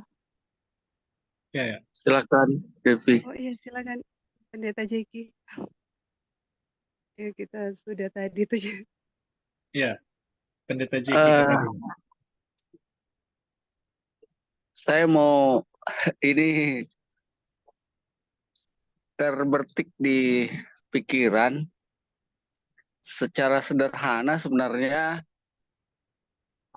bicara mengenai peraturan rambu lalu lintas yang kadang sering kita langgar gitu ya. Iya, ya. Ya bukan kita lah, mungkin saya. Kalau mau buru-buru ini masih kosong, ini kuning, langsung saja lah. Ternyata begitu sampai sebenarnya sudah merah. Jadi enggak, karena sudah kita kebut. Artinya yang saya mau gambarkan begini. Sifat-sifat orang yang biasa melanggar sebenarnya itu tertutupi, kehidupan mereka itu tertutupi dengan kehidupan orang-orang yang menurut. Coba saja kalau misalnya si pelanggar-pelanggar ini hidup dalam satu dunia yang tidak ada yang menurut gitu. Iya. Maka ya saya yakin itu nggak akan ada kehidupan gitu. Nggak, karena mereka akan saling bunuh satu sama lain, atau bukan membunuh lah, tapi saling mendorong satu sama lain yang Melanggar. yang menyebabkan gaya hidup mereka sendirilah yang akan membuat mereka itu menuju kepada kebinasaan. Iya. Jadi ketika kita memiliki firman itu menjadi gaya kehidupan kita, sekarang ini sepertinya belum terlihat bahwa itu adalah sumber kehidupan, karena kita masih bersaing, masih ada diselimuti oleh tadi Yesus Kristus sendiri masih menaungi dengan kasih karunia-Nya kepada semua orang begitu. Nah nanti kalau pintu kasihan sudah ditutup, itu kan semua ditarik, yang jahat akan bertambah jahat, yang baik akan bertambah baik. Disitulah nanti akan kelihatan bahwa yang jahat itu pun akan saling meninggikan diri satu dengan yang lain, saling menyalahkan satu dengan yang lain. Kehidupan seperti itu tidak akan membawa kekekalan gitu. Itu akan membawa kepada kebinasaan. Iya. Jadi setiap kebenaran firman itulah yang memang akan membawa kehidupan. Jadi yang dimaksud dengan firman itu menjadi rumput itu dari segi kehidupan ya, bahwa rumput itu memiliki kehidupan karena ada kuasa Yesus di sana. Itu yang mau dijelaskan, karena nanti jangan sampai kita salah mengerti mengenai firman itu menjadi manusia gitu. Firman itu menjadi manusia. Nah, firman itu menjadi manusia itu tadi yang Saudara Ebing jelaskan, bahwa dalam keberdosaan manusia pun, sejahat-jahatnya manusia, karena Yesus itu ditimpakan seluruh dosa-dosa kepada dirinya, kealahan itu masih bisa ada di sana, dan keberadaan itulah kehidupan yang membangkitkan dirinya dari kematian, yang mengalahkan.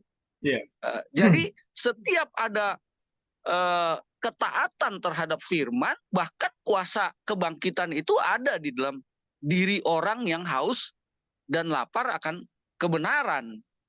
Iya. Mungkin saya bisa gambarkan seperti itu. Jadi apa hubungan antara firman dan ketaatan itu ya? Maksudnya ketaatan itu kebenaran itu harus dinyatakan dalam kehidupan. Itulah yang akan membuat hidup itu kekal, nah, seperti begitu.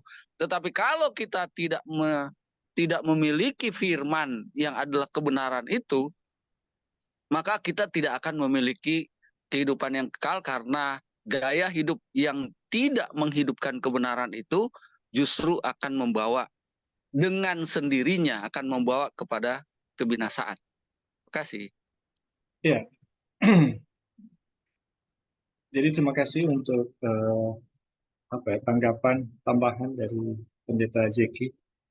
Jadi kalau dalam bacaan ini ya, Kristus adalah kehidupan. Dia hadir dalam diri setiap orang agar kita dapat hidup selaras dengan firman Allah. Nah, Kristus ini adalah firman itu sendiri. Jadi yang berkuasa untuk membuat kita selaras dengan firman Allah adalah Kristus itu sendiri, adalah eh, firman itu sendiri. Jadi teman-teman, kita memang harus ya, harus menghidupkan firman Tuhan, dan kita harus selaras dengan firman Tuhan. Tapi kita di dalam natur kita atau di dalam alamiah kita sebenarnya bertentangan dengan firman Tuhan. Tetapi pelajaran mengenai bagaimana Yesus itu diam di dalam daging manusia, atau bagaimana firman itu diam di dalam daging manusia, ini menjadi satu pengharapan dan sumber bagaimana firman yang diam di dalam diri kita atau Kristus yang diam di dalam diri kita itu menang, ya, menang, bisa hidup selaras dengan firman Tuhan. Jadi bagaimana kita manusia berdosa ya di dalam daging itu bisa selaras melakukan firman Tuhan. Pada akhirnya ya, kita melakukan firman Tuhan itu semata-mata sangat bergantung dengan kuasa firman yang berdiam di dalam diri kita. Nah, mungkin itu ya yang saya bisa tanggapi dari apa yang Ya, diberikan setuju. oleh. Jadi iman adalah pendengaran, iman muncul karena pendengaran kepada firman. Ya, Jadi yang saya hanya mau tonjolkan sebenarnya adalah bahwa kebenaran itu, Kristus itu sebenarnya ya, kan kebenaran itu adalah Kristus. ya, Jadi Kristus itulah yang menguasai kehidupan kita dengan arti itu dinyatakan melalui ketaatan. Tapi ketaatan itu sendiri bukan kekuatan kita, itu yang Saudara Ebing mau luruskan. Saya yakin begitu ya. ya, Yang Saudara Ebing mau luruskan bahwa ketaatan itu bukan dari diri kita, tapi memang dari Kristus itu sendiri yang ada di setiap kehidupan. ya, Nanti kan akan dibedakan dengan apakah orang itu beriman atau tidak beriman tadi yang dijelaskan kan gitu. ya, Iya, saya hanya mau mengilustrasikan saja bahwa manusia yang jahat sekarang ini masih hidup itu karena ini dikelilingi oleh orang-orang yang dikuasai oleh Yesus yang punya iman gitu. Itu ininya yang saya mau katakan. Ketika nanti kalau disatukan mereka, ini kan kalau Yerusalem yang baru ini turun dari sorga, itu kan sudah terpisah sebenarnya kehidupan ya, Yerusalem yang baru dengan kehidupan di dunia ini kan gitu. ya, Sebelum itu pun menjelang Yesus datang itu kan sudah terpisah itu. ya. Yang mana yang jahat Jahat akan bertambah jahat, yang benar akan bertambah bertambah. benar. Itu kan sebenarnya kehidupan mereka itu sudah bukan lagi berbaur mereka ya. Memang di dunia ini, tetapi itu sudah kita sudah mengasingkan diri karena dikejar-kejar ya. Ya, ya, Itu kan dampak daripada ketidaktaatan itu sendiri, bahwa ya nggak suka sama sesuatu yang kalau itu mereka disatukan, mereka akan saling apa sendiri gitu. ya, Jadi mari kita sukai kebenaran, itu maksud saya. Mari kita sukai kebenaran, dan kita tidak akan dapat menyatakan kebenaran itu tanpa Kristus. Nah, Amin. jadi makanya kita harus selalu memandang kepada Kristus. Kristus. Iya, memang kita harus hati-hati ini untuk menyatakan ketaatan ini, jangan sampai kita terdorong untuk termotivasi, tapi termotivasi dari usaha atau apa namanya diri kita ya, diri kita yang mau muncul. Tetapi biarlah kita menyadari bahwa kita tidak bisa berbuat apa-apa. Kristuslah yang akan menggerakkan diri kita, bahkan niat atau apa itu dari diri kita. Hanya sekali lagi penekanannya adalah kehidupan itu tidak ada tanpa Kristus. Ketika kita tetap mengasihi dosa, tidak berubah kasih kita kepada Kristus, maka itu akan membuat diri kita sendiri jauh dari kehidupan itu. Terima kasih. Ya, baik. Terima kasih Pendeta Jeki untuk tambahannya. Jadi betul ya, orang-orang jahat ini masih bisa eksis itu sebenarnya karena dilingkupi dengan orang-orang yang percaya kepada Tuhan. Nah, itu kita bisa lihat dalam kisah penghancuran Sodom dan Gomora ya. Itu adalah permohonan dari Abraham ya kepada Tuhan. Kalau masih ada 20, apakah Sodom dan Gomora akan dihancurkan? Tuhan bilang tidak. Dan seterusnya sampai sudah nggak ada ternyata orang benar di sana ya, kecuali Abraham ya, kecuali Lot ya. Dan Lot itu pun masih dipertanyakan ya, tapi dia adalah salah satu, cuma satu gitu. Dan mungkin kalau dia bertahan, dia juga akan habis ya. Dan itu juga kita apa ya? Itu adalah fakta ya, itu adalah fakta mengenai bagaimana eh, kejahatan itu orang-orang jahat ya, orang-orang jahat itu dalam ketidakpercayaannya masih dibiarkan oleh Tuhan karena masih ada pengaruh dari orang-orang yang percaya kepada Tuhan. Dan itu juga ya cerita tentang garam dan terang. Bagaimana Yesus mengatakan kamu adalah garam dunia, kamu adalah terang dunia. Nah ini kenapa eh, masih dipelihara oleh Tuhan ya orang-orang yang jahat ya, ya karena masih ada orang-orang yang memberi pengaruh ya. Tetapi akan ada saatnya teman-teman ketika Tuhan memisahkan.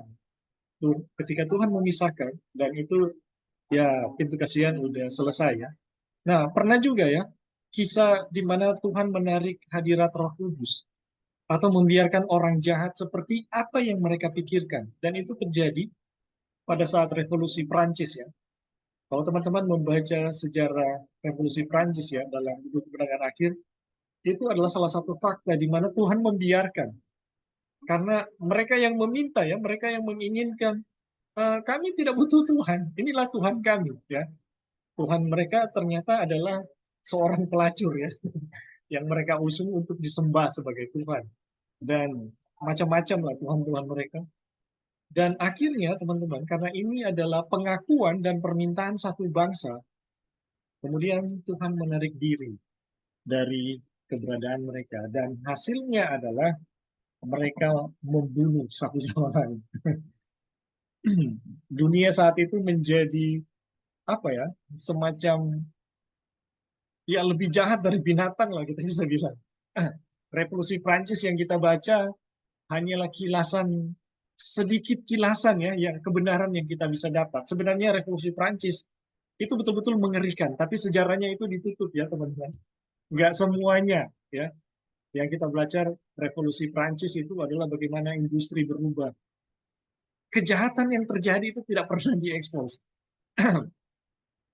Oke, terima kasih Pendeta Jeki untuk tambahannya.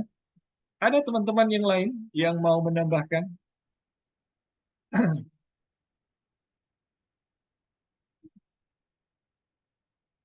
Dari Sister Devi tadi. Ya, silakan. Ya, boleh yang di atas, yang perbedaan orang berdosa dan orang, ada yang di atas.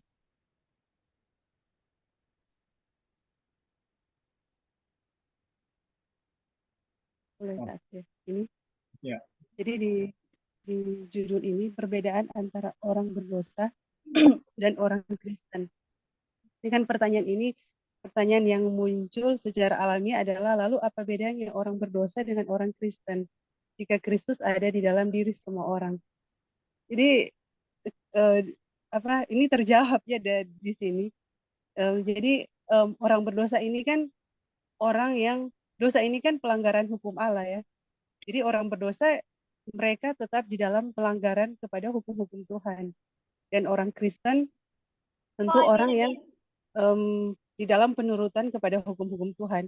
Dan ternyata yang membedakan mereka adalah hanya satu, yaitu iman. Jadi iman ya yang membedakan antara orang berdosa dan orang Kristen. Dan iman ini adalah iman Kristus sendiri. Jadi ini orang-orang berdosa ini kalau apa maksudnya di luar sana kan di luar Advent orang-orang Kristen banyak yang mengumandangkan tentang percaya kepada Kristus, percaya Yesus, mereka percaya Yesus anak Allah, mereka percaya. Jadi mereka juga percaya kepada Kristus, tetapi mereka di dalam pelanggaran hukum Tuhan. Jadi mereka percaya kepada Yesus, tetapi mereka tidak punya iman, seperti yang A.T. Jones tulis di dalam Khotbah 12. Setan juga percaya Yesus itu anak Allah dan dia gemetar, tetapi setan tidak punya iman. Makanya setan kan menginjak-injak hukum Tuhan, dia tidak mau menuruti hukum Tuhan. Jadi itu yang membedakan ya, iman. Iman itu adalah iman Kristus sendiri yang dia karuniakan kepada kita. Jadi iman Kristus ini adalah iman yang di dalam daging manusia, Kristus di dalam daging manusia yang sama dengan kita, dia telah dengan sempurna menuruti hukum-hukum Tuhan. Jadi iman itu telah di imannya Kristus ini sendiri dia sudah berikan kepada kita. Jadi yang membedakan iman yaitu betul sekali ya bahwa orang yang orang berdosa dan orang Kristen dari iman, dari penurutan kepada hukum-hukum Tuhan dengan sempurna. Dan di sini ayat-ayat diberikan ini, aduh bagus sekali. Ini semua ayat-ayat dalam Kisah 16 ayat 31. Dari Roma 1 ayat 17 ya, orang benar akan hidup oleh iman. Jadi iman Kristus. Terus Roma 1 ayat 17, percayalah kepada Tuhan Yesus Kristus dan engkau akan diselamatkan. Jadi percaya kepada Tuhan Yesus Kristus ini, percaya bahwa Kristus telah menjadi manusia di dalam daging kita. Dan dia itu berdiam di dalam diri kita. Itu percaya kepada Yesus Kristus. Itu juga dijelaskan oleh Wagoner ya di kabar kesukaan. Kemudian di dalam Roma 10 ayat 9, sebab jika kamu mengaku dengan mulutmu bahwa Yesus adalah Tuhan dan percaya dalam hatimu bahwa Allah telah membangkitkan dia dari antara orang mati, maka kamu akan diselamatkan. Aduh, jadi saudara-saudara, teman-teman semua, ini kan ayat-ayat, ini memang iman, ini semua iman, bukan perbuatan. Di sini ada perbuatan. Jadi ini iman semua, jadi semua ini itu Yesus yang lakukan di dalam diri kita. Jadi apa ya? Jadi yang Yesus bilang pikul aku, bebanku pun ringan, ya memang ringan karena Yesus sudah melakukan semuanya untuk kita. Kemudian pengakuan iman yang kita sudah pelajari ya, boleh ke atas, ke bawah ya, yang paling bawah sekali ya. Itu sudah jelas ya, tadi dijelaskan tentang kebangkitan Kristus. Kemudian ini selama ia berpegang teguh pada pengakuan imannya, iman Kristus ya, di dalam dia sesungguhnya kasih Allah telah disempurnakan. Aduh, kita harus imani ini, saudara-saudara, kita harus percaya ini akan jadi, bahwa di dalam di dalam pengakuan iman, selama ia berpegang teguh pada pengakuan imannya, di dalam dia sesungguhnya kasih Allah telah disempurnakan. Jadi aduh, kita ini maksudnya manusia ini yang sudah so jahat sekali, so jahatnya bahkan lebih jahat dari binatang yang paling jahat kita bisa lihat, ternyata manusia lagi yang paling jahat. Tetapi di dalam kejahatannya ini Tuhan berikan keselamatan itu mudah sekali. Maksudnya cuma-cuma dan dengan apa? Dengan imannya Yesus ini kita itu tidak harus berusaha untuk memikul beban-beban perbuatan-perbuatan ini, perbuatan itu. Kristus sudah melakukannya untuk kita, dan kalau kita pegang itu ya, iman yang kita sudah pelajari di atas, percaya kepada Yesus, Yesus sudah menjadi daging, menjadi manusia dan berdiam di dalam diri kita. Dia sesungguhnya di dalam dia sesungguhnya kasih Allah telah disempurnakan. Aduh, jadi kita harus percaya ini. Walaupun dosa kita tak ulang-ulang, tapi kita harus tetap percaya ini, bahwa kasih Allah telah disempurnakan. Kalau kita mengakui ini, kita percaya Tuhan kita mengakui Yesus di dalam mulut kita, percaya kebangkitannya, itu kasih Allah itu telah disempurnakan di dalam kita. Puji Tuhan ya dengan firman Tuhan yang kita pelajari ini. Baik, terima kasih. Ya, baik. Terima kasih Sister Devi untuk tambahannya. Jadi ini luar biasa ya teman-teman, di mana kita belajar mengenai bagaimana firman itu menjadi kekuatan bagi kita dan bagaimana kita bisa mendapatkan manfaat ya, manfaat dari firman itu sendiri, yaitu dengan iman ya. Dan itu yang akan membedakan antara orang yang percaya, orang Kristen, dan yang tidak ya. Jadi teman-teman, tadi sempat disinggung mengenai pelanggaran hukum ya. Sebenarnya pelanggaran hukum itu adalah langkah kedua sebelum langkah pertama dibuat oleh manusia yang melanggar. Jadi kalau kita mau periksa atau mau kaji gitu atau mau selidiki, kenapa manusia pada akhirnya melanggar? Sebenarnya manusia harus melakukan yang pertama dulu, baru ada yang kedua, yaitu pelanggaran. Apa itu? Itu sangat sederhana teman-teman, yaitu tidak percaya dengan firman. Apakah Adam dan Hawa, Adam atau Hawa, dan bangsa Israel sama? Ada firman yang Tuhan sampaikan, ya, yang kemudian mereka tidak percayai. Mereka tidak percayai, dan langkah kedua mereka buat adalah pelanggaran terhadap firman Tuhan. Jadi, sebelum manusia membuat pelanggaran, manusia telah meninggalkan iman terhadap firman Tuhan. Dan itu sama persis yang terjadi dengan Abraham. Ya, dan teman-teman, bagaimana ketaatan terhadap Tuhan atau penurutan terhadap Tuhan itu terjadi? Itu ada firman yang sama, teman-teman. Dan selama kita percaya kepada firman, tidak akan ada yang namanya pelanggaran. Tetapi pelanggaran itu akan terjadi ketika kita mulai meninggalkan iman kepada firman Tuhan. Dan teman-teman, kita akan diperhadapkan dengan situasi yang sama persis dengan Abraham, sama persis dengan Adam dan Hawa, sama persis dengan bangsa Israel. Kita akan diperhadapkan dengan pilihan atau dengan firman yang lain, ya, yang akan membingungkan kita gitu. Dan teman-teman, kunci dari bagaimana umat-umat Tuhan bisa berada di dalam penurutan terhadap hukum Tuhan, itu sangat sederhana. Kuncinya adalah tetap percaya kepada apa yang Tuhan telah firmankan. Dan itu sama persis dari Kejadian sampai Wahyu, nggak akan beda. Jadi teman-teman, kenapa Abraham pada akhirnya disebut Bapa orang percaya? Karena satu hal, dia percaya kepada apa yang Tuhan firmankan. Abraham, korbankan anakmu.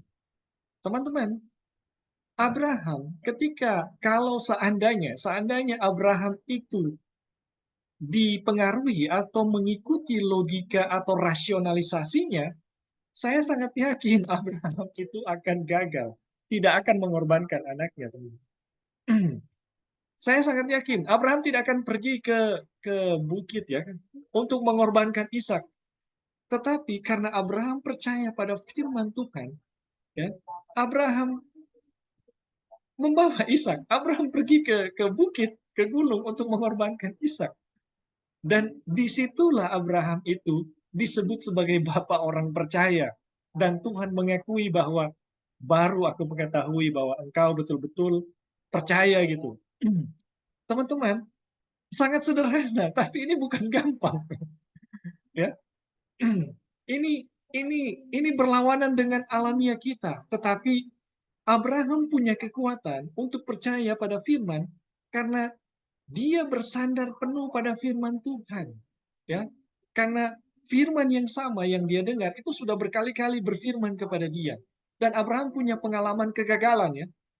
Jadi teman-teman, apa yang dialami oleh Abraham itu sama persis dengan yang dialami juga oleh Yesus. Kenapa Yesus bisa menghadapi salib? Karena Yesus berpegang teguh kepada firman Bapa. Karena Yesus berpegang teguh pada firman Bapa bahwa dia akan menderita, kemudian akan disiksa, bahkan mati disalibkan dan bangkit pada hari ketiga. Ini yang Yesus pegang, teman-teman. Bagaimana Yesus menghadapi Getsemani sampai salib itu bukan pengalaman yang gampang. Hanya dengan berpegang pada firman, maka Yesus bisa menghadapi Getsemani sampai salib. Kalau Yesus tidak berpegang pada firman, teman-teman, saya sangat yakin Yesus akan menarik diri dari apa ya? Dari meminum cawan atau mengambil jalan penebusan untuk menebus manusia. Yang sama persis juga, ya, yang sama persis juga ketika Yesus menghadapi pencobaan di padang belantara, ya. Kata-kata setan itu selalu sama. Jikalau engkau anak Allah, itu yang diperhadapkan setan kepada Yesus waktu berpuasa, ya, setelah berpuasa 40 hari 40 malam. Kalau Yesus tidak memegang firman Tuhan waktu dia dibaptis, bahwa kata-kata dari Bapa kepada Yesus, inilah anak yang kukasihi, kepadanya lah aku berkenan, dengarkanlah dia. Teman-teman, kenapa Yesus mampu bertahan terhadap pencobaan dari Lucifer saat itu? Karena Yesus memegang firman Tuhan. Ya, dia adalah anak yang dikasihi gitu. Kepadanya lah aku berkenan. Dan Lucifer datang, jikalau engkau ya, mempertanyakan tentang kealahan dari Kristus. Jikalau engkau anak Allah, ya, coba buat batu-batu ini. Padahal sekiranya Yesus terpengaruh ya dengan kata-kata Lucifer, tidak berpegang pada firman Tuhan, maka Yesus akan bisa terikut ya, bisa ikut dengan kata-kata. Tapi karena Yesus berpegang pada firman, ya, maka Yesus tidak membuat pelanggaran.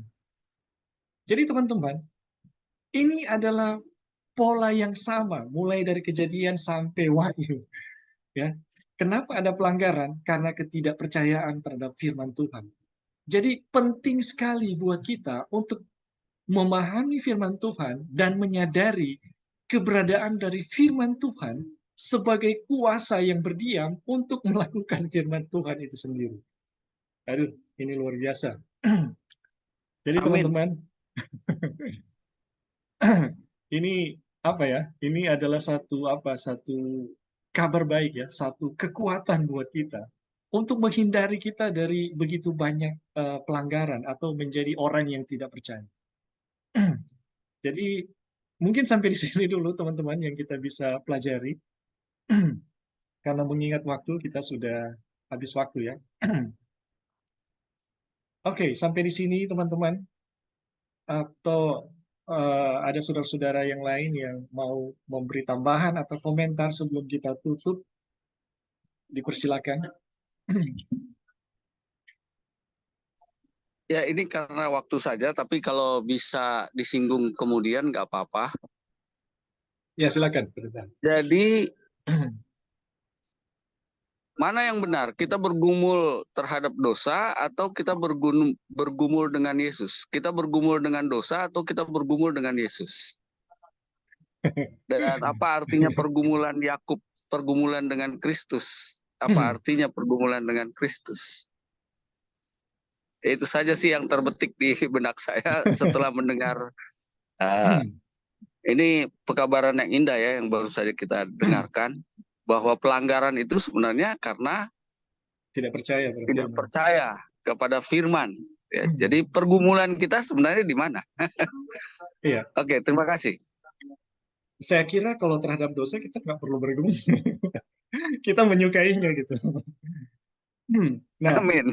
Jadi kan kebanyakan kita bilang kita bergumul dengan dosa kita. Iya. Iya kan? Iya. Ini saya berbuat dosa. Bagaimana ini saya terlepas dari dosa? Yang itu saja yang dipikirin. Iya. Itu yang dipikirin. Kan diri mau muncul itu. Iya. Saya mau buat baik, saya mau jadi baik. Kan gitu. Tapi kita gumuli dari diri kita sendiri, itu maksud saya mau menekankan soal tadi yang kita dengarkan kan gitu. Yeah. Jadi pergumulan kita itu sebenarnya bukan dengan dosa, kita bergumul dengan Yesus. Dan Iya. bagaimana kita bergumul dengan Yesus? Ialah dengan apakah kita percaya kepada firman atau tidak. Itu saja sebenarnya. Iya. Terima kasih, Pendeta. Jadi pergumulan kita adalah ketika kita dengar firman, percaya atau tidak, itu saja. Itu pergumulan kita sebenarnya. Makasih. Iya. Halo Bing. Ya, silakan Tante Kori. Halo. Ya, kita setuju juga dengan pendeta. Tapi memang pergumulan untuk pergumulan Yakub ya, menahan Yesus itu, mempertahankan Yesus. Tapi kadang-kadang kehidupan kita ya, karena pengalaman juga waktu lalu saya ambil tekad untuk baca buku-buku Nyonya White, dan waktu itu sesudah seruan nyaring, terus ada peristiwa akhir zaman, memang ada juga yang terusik ya, mengusik gitu. Tapi setelah Elia modern, wah ini mengusik sekali. Karena apa? Saya masih mencintai dosa. Jadi saya berhenti waktu itu baca. Sudah dulu karena saya baca itu bertentangan dengan apa yang saya lakukan. Bukan lakukan apa ya. Nah, kegiatan-kegiatan saya masih lebih banyak condong ke yang saya suka gitu. Jadi pergumulan itu ada dua ya. Ada dua. Pergumulan untuk melepaskan dosa itu dan mempertahankan Yesus gitu. Jadi mungkin dengan berjalannya umur dan pengalaman sampai walaupun sudah ada niat untuk untuk mempertahankan Yesus, tapi kadang-kadang dengan hal-hal tertentu seperti kemarin, kadang-kadang suka mau ikut tapi keadaan tidak memungkinkan untuk kita. Kendati kalau kita tekadin bisa sih, cuman karena apa ya, ada apa namanya, kita berkompromi ya, ada kompromi. Aduh, saudara ini, aduh ini kedukaan, ada gitu-gitu. Jadi akhirnya firman terabaikan. Ada penyesalan, tapi udahlah yang sudah lewat. Tetapi itu saya setuju dengan pendeta. Jadi pergumulan di sini ada dua sisi ya. Bagaimana kita harus meninggalkan dosa itu ya, kebiasaan-kebiasaan atau kegiatan-kegiatan yang yang tidak ada kontribusi untuk memenangkan Yesus, dan bagaimana kita mempertahankan Yesus. Tapi mudah-mudahan dengan pertolongan Tuhan, karena dengan kekuatan sendiri tidak mungkin kan, hanya bisa dengan seperti firman ini, ada Yesus di dalam diri kita. Yang mudah-mudahan ini bisa menguatkan. Terima kasih untuk semuanya ya. Dari Joy, dari Devi, dari pendeta, dan terlebih dari Ebi. Terima kasih. Ya, puji Tuhan. Terima kasih. Jadi, saudara-saudara sekalian, sebenarnya pergumulan kita itu ada di tingkat pikiran. Ketika misalnya tadi ya, disinggung Tante Kori ya, cerita mengenai ketika membaca buku ya, kemudian ada yang harus ditinggalkan. Sebenarnya pergumulannya itu dengan firman itu sendiri gitu. Kalau mau percaya dengan firman, maka itu nggak susah, tapi yang menjadi susah adalah karena apakah benar sih demikian gitu, yang Tuhan katakan gitu. Nah, mengenai dosa-dosa kita, itu alamiah kita suka semua. Itu tanpa digumuli ya, kita udah nggak ada keberatan. Betul. Yang kita gumuli adalah ketika firman Tuhan itu datang kepada kita, seperti Abraham ya. Ketika firman Tuhan datang kepadanya, korbankan anakmu. Itu pergumulan Abraham. Dan Abraham bergumul karena masa sih seandainya Abraham mau pakai rasionalisasi. Ini firman Tuhan, apa benar nggak ya?